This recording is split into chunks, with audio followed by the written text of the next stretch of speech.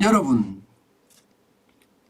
일기 신도시라 대표적으로 분당, 일산을 말하죠. 그런데 여기에 충격이 터졌다. 왜일까요? 윤석열 정부가 쉽게 말하면 신도시 빨리 재건축하겠다 이렇게 공약을 내세웠습니다. 그 공약에 따라서 일기 신도시들이 굉장히 빠르게 재건축이 될 거다 그렇게 기대를 했었는데 윤석열 정부 첫 번째 부동산 정책 발표에서 신도시가 빠졌습니다.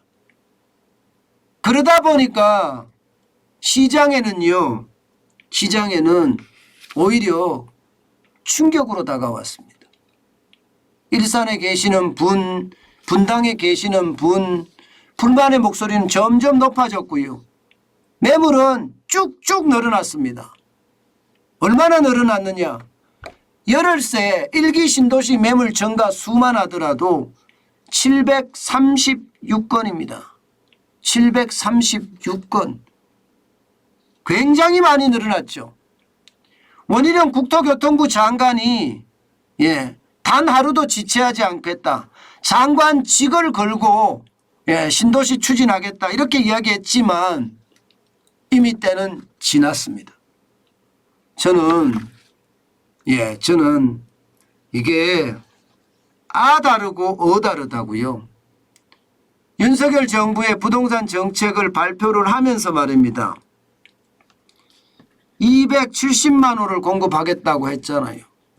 이렇게 공급을 한다고 했을 때 이게 일산과 분당에 대한 예도 여기에 넣었어야 돼요. 그러면서 추진을 해가는 게 정답이다. 물론 대단지이기 때문에 계획을 잡고 설계를 하고 이주대책을 세우고 순차적으로 재개발을 들어가고 진짜 쉽지 않은 일입니다. 하루 이틀에 해결될 수 있는 문제는 전혀 아니고요. 1년 만에 해결될 수 있는 문제도 아닙니다. 그렇기 때문에 아주 치밀한 계획하에 순서대로 이게 집행이 됐었어야 돼요. 그런데 이게 덥석 말입니다. 270만 호 공급에만 급급해서 공약이고 나발이고 죄송합니다. 나발이고까지 나왔습니다. 죄송합니다. 공약도 무시해 가면서 발표를 해버리니까 일산이나 분당에 있는 사람들, 일기 신도시 사람들이 뿔이 날 수밖에 없었죠. 저는 참 아마추어 같다 그런 생각을 해요. 참 아마추어 같다. 법과 원칙을 중요시 여긴다면서 여기서 원칙이라는 것은요. 대통령의 공약도 원칙이거든요. 그러면 그 원칙을 중심으로 해서 부동산 정책을 짰어야죠. 이거 기본 아니겠습니까? 이거 기본이잖아요. 국민과 한 약속이잖아요. 그런데 그 기본이 저는 무너졌다 이런 생각이 드는 거예요. 그러니 이게 분당이나 일산 여기서 실망 매물이 쏟아질 수밖에요. 여러분 한번 보세요. 얼마나 쏟아지는지. 분당에서는요. 지난 8월 16일까지만 하더라도 매물이 3,614건이었습니다. 그런데 8월 26일에 3,744건으로 늘어났습니다. 이게 어느 정도 늘었느냐. 여러분 보시는 것처럼 적어도 말입니다. 100건 이상 늘었죠. 일산도 마찬가지입니다. 일산도. 8월 16일까지 6,048건이 6,460건으로 늘어났습니다. 여기는 420건이 넘게 늘어났죠. 군포 3번도 마찬가지입니다.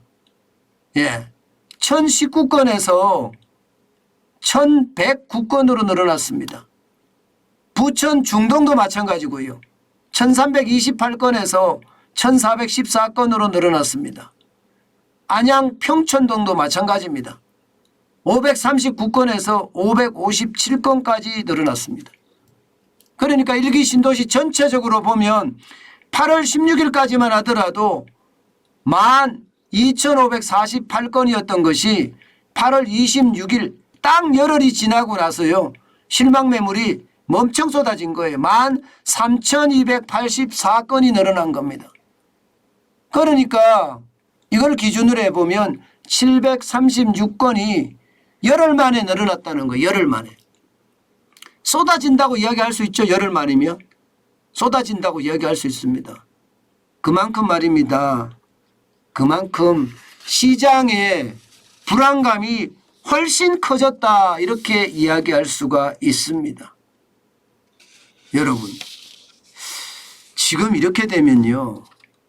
아마 시장의 어떤 대세 하락 점점 현실화될 가능성 굉장히 큽니다. 저는 시장이라는 것은요. 아주 전략적으로 이게 접근해야 된다고 생각을 해요. 특히 말입니다. 일기 신도시뿐만 아니라 수도권에 일기 신도시만큼 오래된 아파트들이 많거든요. 그런 것까지 아주 전략적으로 접근을 해야 되는데 이게 성급하게 접근을 하니까 모든 문제들이 터지는 것은 아닌가. 저는 그런 생각도 진짜 많이 해봅니다. 시장의 불안감은요. 아마 점점 커지지 않겠느냐. 저는 그렇게 생각을 해요. 일기 신도시가 이렇게 계속해서 나온다고 하면 말입니다. 결국 말입니다. 매물이 많이 늘어난다는 이야기잖아요. 매물이 계속 늘어난다는 이야기잖아요. 안 그래도 서울 아파트 매매 수급 지수, 수도권 아파트 매매 수급 지수 계속 떨어지고 있잖아요. 지금 뭐 3년 만에 최저라고 이야기할 정도로 떨어지고 있는데 결국 말입니다. 매물이 이제 수가 늘어난다는 것은 가격도 떨어진다는 이야기가 되는 거예요. 실제 말입니다. 민간 부동산 업체인 R114에 따르면요. 실제 지금 분당 같은 경우는요. 점점 그 하락폭이 커집니다. 최근 3주간을 보면 0.01에서 마이너스 0.01입니다. 마이너스 0.02로 최근에는 마이너스 0.03으로 떨어지고 있고요. 일산도 전주 대비해 보면 0.06% 빠졌습니다. 평촌도 0.07% 빠졌고요. 계속 빠진다는 이야기잖아요. 그러면 가격이 얼마나 빠지느냐. 지금 보면 적게는 500만 원, 많게는 1000만 원씩 지금 더 많이 빠진 데는 1500만 원씩 빠지고 있어요. 평촌 같은 경우는요. 향촌에 있는 현대 5차 귀인마을이요. 귀인마을 현대 홈타운 여기는 한 500만 원에서 1000만 원 정도 빠졌고요. 일산 같은 경우도 마찬가지입니다. 일산도 1000만 원에서 1500만 원 정도 지금 빠지고 있습니다.